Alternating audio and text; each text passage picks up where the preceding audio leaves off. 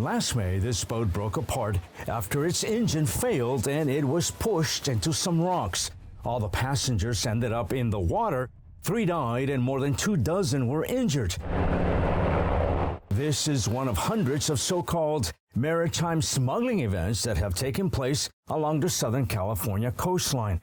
They have become so prevalent, people are getting used to seeing small boats like this one washing up on the shore. Unfortunately, what this means is for migrants to become much more frustrated, they become desperate, and they try to cross in different ways, including through the ocean. Pedro Rios is with the American Friends Service Committee, an advocate for migrants. We can attribute the increase of maritime crossings on one point, I believe, which is the application of Title 42. This was the CDC order that Trump put in place to allow Border Patrol to remove migrants, not allowing them to present themselves at immigration court. Rios says migrants are not given the chance to seek asylum as they are expelled from the U.S. within hours after being apprehended. The fact that the Title 42 order is in place, which was developed under the Trump administration's idea of removing black and brown migrants, that was exactly why Title 42 was put in place, using the pandemic as an excuse, suggesting that migrants were bringing into the U.S. the COVID-19 disease. The medical staff were saying that was not true, and so that was a pretext to try to block migration, and it continues to be so.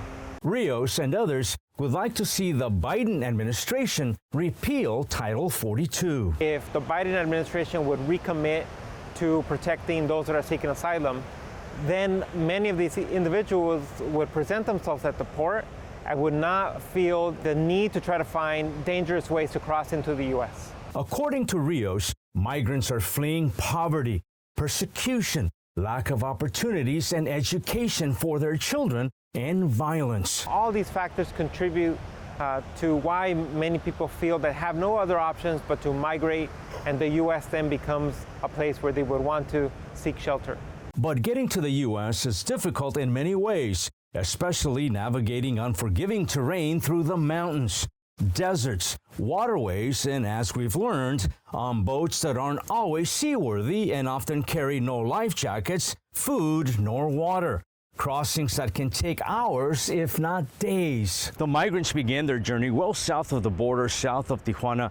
They'll pay the smugglers anywhere from $12,000 to $20,000. They have to come up with half before they can get on the boat. Once they get to the U.S., their families will pay the other half. If they can't, they will have to work with someone until they can pay off the balance of their debt to the smugglers. It's a very dangerous journey. Oftentimes, you have a lot of people that will cram into small boats that are known as panga boats, or they might cram into somewhat larger boats. Sometimes there's also the mixing of not only people, but also contraband that are brought with them. People are misinformed about what it means to get on a boat and cross into the U.S. and the dangers associated with that.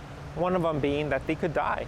And we've seen that happen over and over again. Rios says it doesn't have to be this way. The deaths in the waters, the deaths in the deserts are all unavoidable if not only the U.S., but the Mexican government and other governments commit to protecting the lives of those that are forced to migrate.